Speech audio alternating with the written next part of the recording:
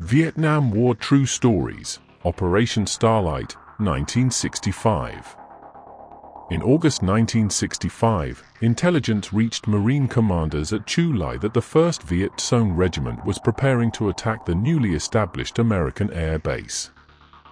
The enemy force was believed to be concentrated around the villages and coastal terrain of the Vạn Tường Peninsula, only a short distance south of the Marine position.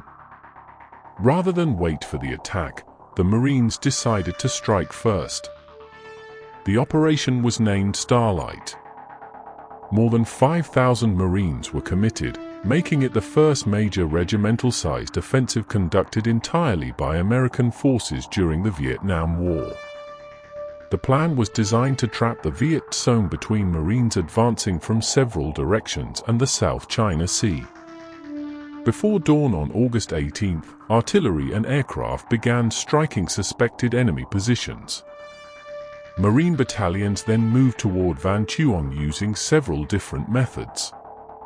Some Marines landed by helicopter west of the target area. Others came ashore from Navy ships in an amphibious assault along the coast. Additional units advanced overland from positions near Chu Lai. Together, they intended to close around the Viet Cong Regiment and prevent it from escaping. The landings initially met limited resistance, but the situation quickly changed as the Marines advanced through rice paddies, hedgerows, villages, and dry coastal terrain. Viet Cong troops had prepared fighting positions throughout the area. They used trenches, bunkers, concealed machine guns, mortars, and recoilless rifles to strike the advancing Marines from close range. The battle soon became a series of violent clashes spread across the peninsula.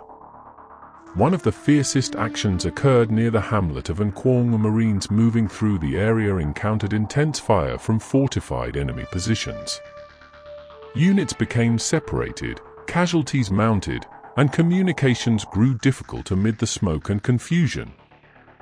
Elsewhere, a Marine supply column known as the Camtrack Convoy ran into a powerful ambush. Armored amphibious vehicles carrying ammunition and supplies were struck by recoilless rifles, mortars, machine guns, and small arms fire. Several vehicles were damaged or destroyed, and the Marines found themselves fighting at close range while attempting to protect the convoy.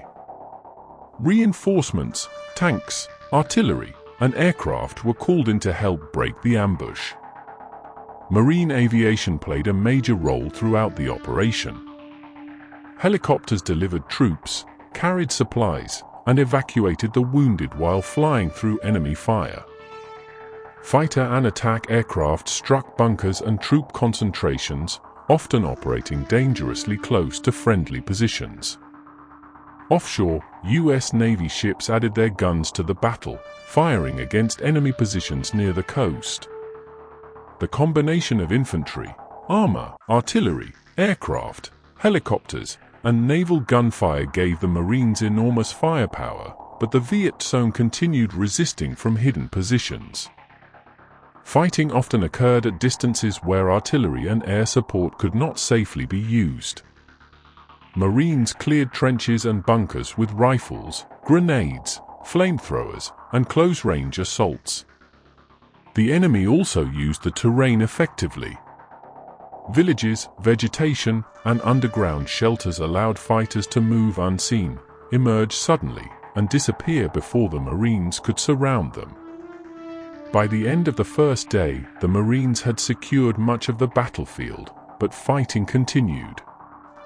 Additional sweeps were conducted through the surrounding villages and countryside as Marines searched bunkers, tunnels, and defensive positions. Some Viet Cong troops escaped through gaps in the cordon, while others remained behind to fight. Operation Starlite continued through August 24.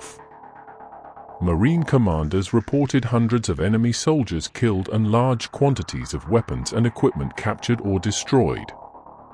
American forces also suffered serious losses, with dozens of Marines killed and more than 200 wounded. The operation was declared a victory. The planned attack against Chu Lai had been disrupted, and the 1st Viet Cong Regiment had suffered heavy casualties. The Marines had demonstrated that American forces could conduct a complex offensive combining helicopter assaults, amphibious landings, armor, artillery, aviation, and naval gunfire. But Starlite also revealed how difficult the war would become. The Viet Cong had not collapsed when confronted by superior firepower. They fought from prepared positions, launched disciplined ambushes, and used the terrain to reduce the American technological advantage. The Marines discovered that even a carefully planned encirclement could not guarantee the destruction of an experienced enemy force. Operation Starlite became known as the first major battle fought solely by American ground forces in Vietnam. It was a preview of the conflict that followed, a war in which helicopters, aircraft, artillery, and modern weapons would repeatedly collide with hidden bunkers, close-range ambushes, and an enemy determined to survive. For the Marines who fought there, Starlite was more than an early victory. It was the moment America's growing involvement in Vietnam became a major ground war. If you have any photos, videos, or stories to share, please send us a message. And to all veterans, thank you for your service.